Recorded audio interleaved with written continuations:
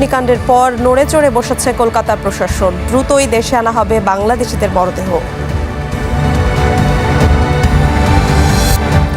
ইরানের বিরুদ্ধে কঠোর অর্থনৈতিক অভিযানের ঘোষণা ট্রাম্পের, পরিণতি ভোগ করতে হবে সহযোগীদেরও।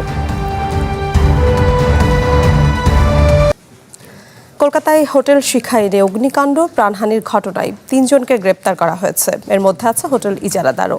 এদিকে নিহত বাংলাদেশিদের মরদেহ দেশে আনার প্রক্রিয়া শুরু করা হয়েছে। আজ স্বজনদের কাছে মরদেহ হস্তান্তরের কথা রয়েছে।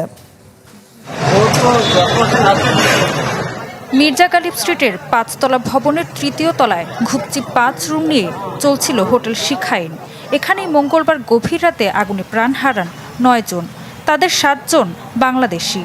অগ্নিকাণ্ডের পর বিস্তর গলদ এবং অনিয়মের অভিযোগ উঠে এসেছে এ হোটেল ঘিরে। প্রাথমিক তদন্তে জানা যাচ্ছে শিখাইনে ছিল না ফায়ার ছাড়পত্র। জরুরি বের হওয়ার একটি পথ দেয়াল তুলে বন্ধ করে দেয়া হয়েছিল। এই দুর্ঘটনায় বেঁচে ফেরা গাজীপুরের বাসিন্দা আসাদুজ্জামানের বয়ানে উঠে এলো ভয়াবহ অভিজ্ঞতার কথা। আগুন লাগার কিছুক্ষণ পরে যখন চিল্লাচিল্লি হচ্ছে তখন আমি বেরিয়ে সামনে আসতে দেখি আগুন, তখন আমরা পিছনে আসিনি। বেশ আমাদের রুমে, আমার পাশের রুমে কিছু লোক ছিল, তারা আমরা ভিতরের দিকে চলে গেছি। অগ্নিকাণ্ডের ঘটনায় গ্রেপ্তার করা হয়েছে আবু জাফর নামে এক ব্যক্তিকে। হোটেল শিখাইন তার নামে ইজারা নেওয়া হয়েছিল। এছাড়া পুলিশ হেফাজতে নেওয়া হয়েছে আরও ২ জনকে। হোটেলের মালিক বীরেশ্বর মিত্রের এখনো কোনো সন্ধান মেলেনি। নিহতদের মরদেহ রাখা হয়েছে কলকাতা মেডিকেল কলেজের মর্গে। ময়নাতদন্ত শেষে পরিবারের কাছে হস্তান্তর করা হবে মরদেহগুলো। এরই মধ্যে বাংলাদেশ থেকে কয়েকটি পরিবারের সদস্য কলকাতায় গেছেন। বাড়ির ফ্যামিলি লোকে একে ছিল, সংসার চালাতো। হ্যাঁ, এখন মা আছে, একটা ভাই আছে, একটা বোন আছে। ওর কে দেখবে? বাবা নেই, বাবা ৫-৬ মাস আগে মারা গেছে। কলকাতায় হোটেলে অগ্নিকাণ্ডে প্রাণহানির ঘটনায় দুঃখ প্রকাশ করেছেন ঢাকায় নিযুক্ত ভারতের হাই কমিশনার দীনেশ ত্রিবেদী। আজ সচিবালয়ের স্বাস্থ্যমন্ত্রীর সাথে সাক্ষাতের পর তিনি বলেন, এ ব্যাপারে যথাযথ ব্যবস্থা নেওয়া হবে। ওইখানে যা যা করা আছে আমরা নিশ্চয়ই করব, কিন্তু খুবই দুঃখের কথা। ঋতু সাহা, চ্যানেল 24। দর্শক, এ নিয়ে বিস্তারিত জানবো। কলকাতা থেকে আমাদের সাথে যুক্ত হচ্ছেন সহকর্মী শুভজিৎ পুততুণ্ড। শুভজিৎ, মরদেহ হস্তান্তরের বিষয়ে কি তথ্য রয়েছে সবশেষ জানাবেন।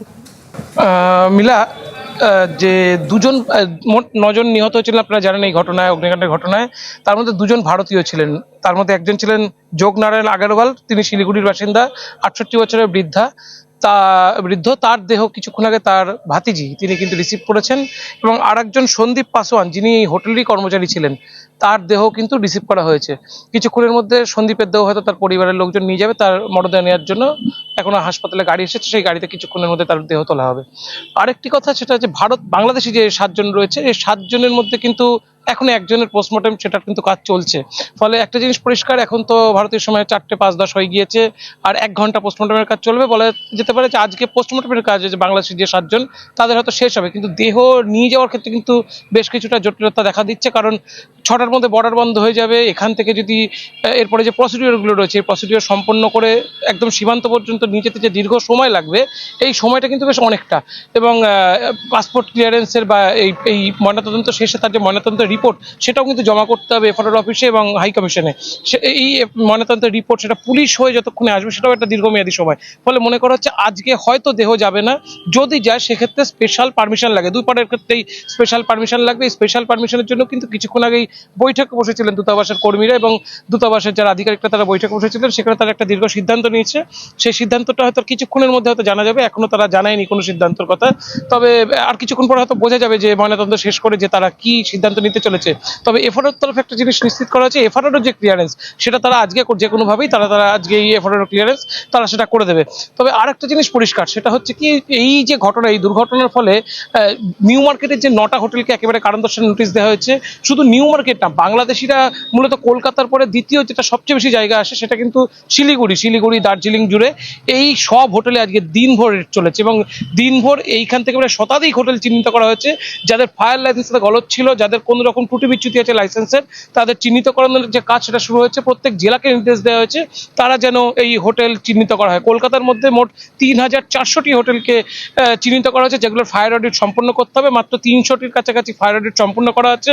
বাকি 3000 হোটেলের প্রত্যেককে ফায়ার অডিট সম্পন্ন করার নির্দেশ 25 দিনের মধ্যে, তার যে নির্দেশাবলী সেটা কিন্তু ইতিমধ্যেই জারি করে দিয়েছে। ফলে একটা জিনিস পরিষ্কার, নিউ মার্কেটের এই ঘটনা গোটা বাংলাদেশকে, এই বাংলাদেশের যে প্রেশার সেটা কিন্তু ভারত সরকারের উপর বা পশ্চিমবঙ্গের রাজ্য সরকারের উপর ভালোভাবেই পড়েছে, এবং পশ্চিমবঙ্গের রাজ্য সরকার এসআইটি গঠন করেছে। পাশাপাশি তদন্ত কমিশন, যেটা কলকাতা পৌরসভার তরফে গঠন করা হয়েছে, তার যে রিপোর্ট সেটা কিন্তু সামনে আসছে। অন্যদিকে যে 3 জনকে গ্রেপ্তার করা হয়েছিল, আজকে তাদের আদালতে তোলা হয়েছিল, সেখান থেকে তাদের 7 দিনের পুলিশ প্রেয়ার করা হয়েছিল, যে তাদের জিজ্ঞাসাবাদের জন্য, যে কোন গাফিলতির কারণে এই দুর্ঘটনা ঘটেছে তাদের জিজ্ঞাসাবাদের জন্য।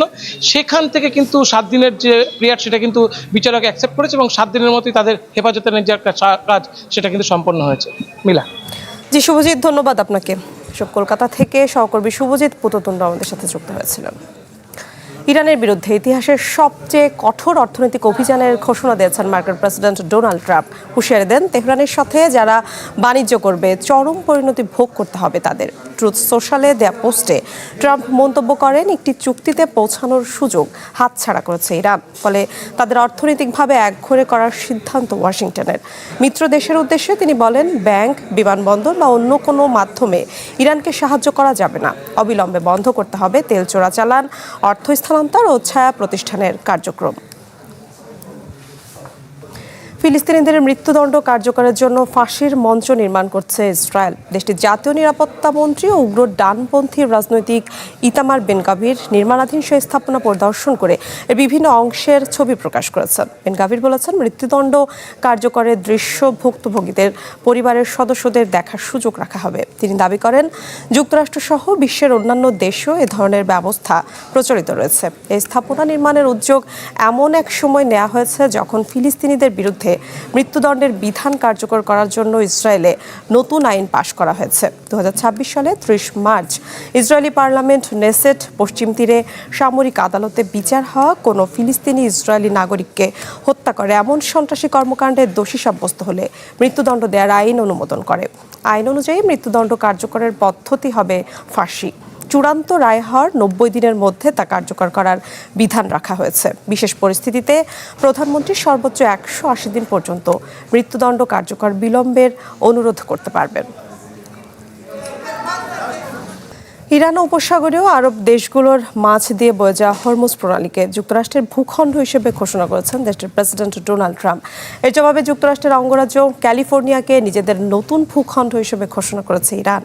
ভারতে অবস্থিত ইরানের দূতাবাসের অফিসিয়াল এক্স অ্যাকাউন্ট থেকে বুধবার এই টুইটে দাবি করা হয়, সেখানে ক্যালিফোর্নিয়াকে নীল রং দিয়ে চিহ্নিত করে লেখা হয়েছে ইসলামিক প্রজাতন্ত্র ইরানের নতুন ভূখণ্ড। এর আগে ট্রাম্প ঘোষণা দিয়েছিলেন হরমুজকে তিনি মার্কিন ভূখণ্ড হিসেবে ঘোষণা দেবেন। এদিকে ট্রাম্পের এমন পোস্টের পর এর তীব্র নিন্দা জানিয়েছেন ইরানের উপপররাষ্ট্রমন্ত্রী কাজেম কারিবাদি। তিনি মার্কিন প্রেসিডেন্টকে উদ্দেশ্য করে লিখেছেন, হরমুজ প্রণালী ঘিরে তার এই দিবার স্বপ্ন খুব দ্রুতই ভাঙবে।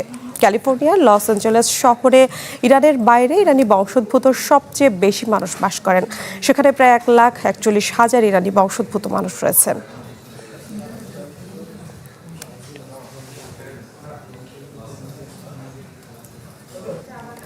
যুক্তরাষ্ট্রের অর্থনীতির জন্য বড় এক ধাক্কা। দেশটির জাতীয় ঋণ প্রথমবারের মতো ছাড়িয়ে গেছে $40 ট্রিলিয়ন ঘর। এর মানে হলো প্রত্যেক মার্কিনীর ঘাড়ে এখন $1,17,000 ঋণের বোঝা, আর পরিবার প্রতি এই অঙ্ক প্রায় 3 লাখ।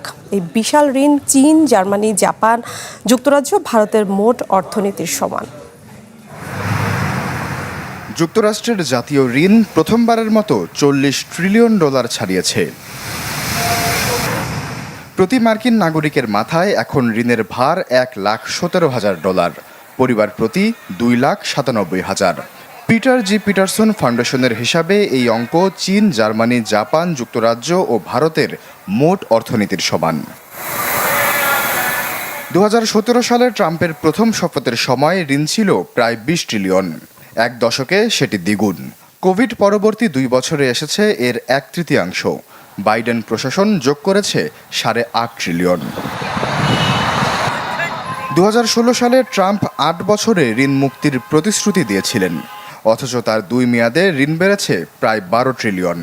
কংগ্রেশনাল বাজেট অফিসের হিসাবে ট্রাম্পের ওয়ান বিগ বিউটিফুল বিল আরও প্রায় 5 ট্রিলিয়ন ঋণ যোগ করবে। দ্বিতীয় মেয়াদের শুরু থেকে শুল্ক নাটকে মূলত রক্তক্ষরণই হয়েছে ট্রাম্প প্রশাসনের। সুপ্রিম কোর্ট কিছু শুল্ক অবৈধ ঘোষণা করায় $160 বিলিয়ন ফেরত দিতে হয়েছে। জুলাইয়ের মাসিক ঘাটতি দাঁড়িয়েছে 432 বিলিয়ন, মার্কিন ইতিহাসে চতুর্থ সর্বোচ্চ মাসিক ঘাটতি। চলতি অর্থ বছরের প্রথম 10 মাসের ঘাটতি গেল পুরো অর্থ বছরকে ছাড়িয়ে গেছে। ইরান যুদ্ধে সামরিক ব্যয় ও জ্বালানির দাম বেড়েছে, কমেছে অর্থনৈতিক প্রবৃদ্ধি। ট্রেজারি সেক্রেটারি স্কট বেসেন্ট ঘাটতি জিডিপির 3% নামানোর লক্ষ্য নিয়েছিলেন, বর্তমানে তা 6% বেশি। লক্ষ্যমাত্রা এবছর পূর্ণ হচ্ছে না বলে তিনি স্বীকার করেছেন। বার্ষিক সুদ পরিশোধে ব্যয় $1.1 ট্রিলিয়ন। মেডিকেয়ারকে পেছনে ফেলে এটি এখন বাজেটের দ্বিতীয় বৃহত্তম খাত। 30 বছর মেয়াদী বন্ডের সুদহার 2 দশকের সর্বোচ্চ। বাজেটে বড় খাতগুলোর আয়ের চেয়ে ব্যয় অনেক বেশি। অর্থনীতিবিদদের মতে রিপাবলিকান ও ডেমোক্র্যাট এই সংকটের দায় এড়াতে পারবে না কোনো দলই। বিশ্বজুড়ে রাষ্ট্রপ্রধান নির্বাচনের রাজনীতি কেবল বাধা ধরা ভোটের ছকে আটকে নেই। কিছু দেশ তাদের বহু পুরনো ইতিহাস আর সংস্কৃতিকে আঁকড়ে ধরে নির্বাচন ব্যবস্থাকে সাজিয়েছে একদম ভিন্ন আঙ্গিকে। গতানুগতিক নিয়মের বাইরে গিয়ে গড়ে তোলায় অভিনব পদ্ধতিগুলো বিশ্ব রাজনীতিতে এক দারুণ বৈচিত্র্য তৈরি করেছে। রাজনীতি সবসময় ছক বাধা নিয়মে চলে না। সাধারণ মানুষের ধারণাকে এক পাশে সরিয়ে রেখে কিছু দেশ তাদের রাষ্ট্রপ্রধান বেছে নেওয়ার প্রক্রিয়াটিকে সাজিয়েছেন একদম ভিন্ন পদ্ধতিতে, যা বৈশ্বিক রাজনীতিতে এক অনন্য মাত্রা যোগ করেছে। সুইজারল্যান্ডে একক কোনো রাষ্ট্রপতি থাকেন না। 7 সদস্যের একটি যৌথ কাউন্সিল দেশ পরিচালনা করে। প্রতি বছর আইনসভা এই 7 জনের মধ্য থেকে একজনকে 1 বছরের জন্য প্রেসিডেন্ট অব দ্য কনফেডারেশন হিসেবে নির্বাচন করে। পরবর্তীতে অন্য সদস্যরা পর্যায়ক্রমে এ পদে দায়িত্ব পান। এর চেয়ে কম মেয়াদের শাসন ব্যবস্থা দেখা যায় পৃথিবীর প্রাচীনতম প্রজাতন্ত্র সান মারিনোতে, যেখানে 6 মাসের সংক্ষিপ্ত মেয়াদে 2 জন রাষ্ট্রপ্রধান যৌথভাবে দেশ চালান। রাষ্ট্রপতির পদে থাকা 2 জনকেই যৌথভাবে ও সর্বসম্মতভাবে সিদ্ধান্ত নিতে হয়। 6 মাসের মেয়াদ শেষ হলে পরবর্তী 3 বছর পর্যন্ত তারা আর এ পদের জন্য প্রতিদ্বন্দ্বিতা করতে পারেন না। মধ্যপ্রাচ্যের দেশ সংযুক্ত আরব আমিরাতে সাধারণ কোনো ভোটাধিকারের উত্তেজনা নেই। সেখানে রাজ পরিবারের 7 জন শাসকের অভ্যন্তরীণ মেলবন্ধনেই নির্ধারিত হন দেশের রাষ্ট্রপতি। ইতিহাস সেখানে অলিখিত নিয়মেই আবুধাবির শাসককে শীর্ষ পদে বসায়। অন্যদিকে ধর্মীয় সম্প্রদায়ের ভারসাম্য বজায় রেখে লেবাননে রাষ্ট্রপ্রধান নির্বাচনের যে প্রথা তা বেশ ব্যতিক্রমী, যেখানে সংবিধানেই পূর্ব নির্ধারিত থাকে যে দেশের রাষ্ট্রপতি হবেন কেবল একজন মারোনাইট খ্রিস্টান। একইভাবে প্রধানমন্ত্রী হতে হয় একজন সুন্নি মুসলিম এবং স্পিকার হন শিয়া মুসলিম। দেশ চালানোর দায়িত্বে রাজপরিবারের অংশীদারত্বের আরেক অদ্ভুত রূপ ফুটে ওঠে মালয়েশিয়ায়। 9টি রাজ্যের সুলতান বা রাজারা একটি বিশেষ কাউন্সিলে একত্র হয়ে তাদের নিজেদের মধ্য থেকে গোপনে ব্যালটে আগামী 5 বছরের জন্য দেশের প্রধান রাজা বা রাষ্ট্রপতি নির্বাচন করেন। পালাক্রমিক জ্যেষ্ঠতার উপর ভর করে এ রাজকীয় নির্বাচন পরিচালিত হয়, যা পুরো বিশ্বে এক অনন্য রাজনৈতিক উদাহরণ। নাগরিক পছন্দের বৈচিত্র্য ধরে রাখতে আইরিশদের আয়ারল্যান্ডে অনুসরণ করতে হয় পছন্দক্রমের জটিল হিসাব, যেখানে ভোটাররা ব্যালট পেপারে তার পছন্দের প্রার্থীকে প্রথম, দ্বিতীয়, তৃতীয় এভাবে নম্বর দিয়ে মার্ক করেন। প্রথম পছন্দের ভোট গণনা শেষে যদি কেউ 50% বেশি ভোট না পান, তবে সর্বনিম্ন ভোট পাওয়া প্রার্থী বাদ পড়েন এবং তার ব্যালটের দ্বিতীয় পছন্দের ভোটগুলো অন্য বাকি প্রার্থীদের মধ্যে বণ্টন করে দেয়া হয়। এই প্রক্রিয়া ততক্ষণ চলে যতক্ষণ না একজন প্রার্থী অর্ধেকেরও বেশি ভোট নিশ্চিত করেন।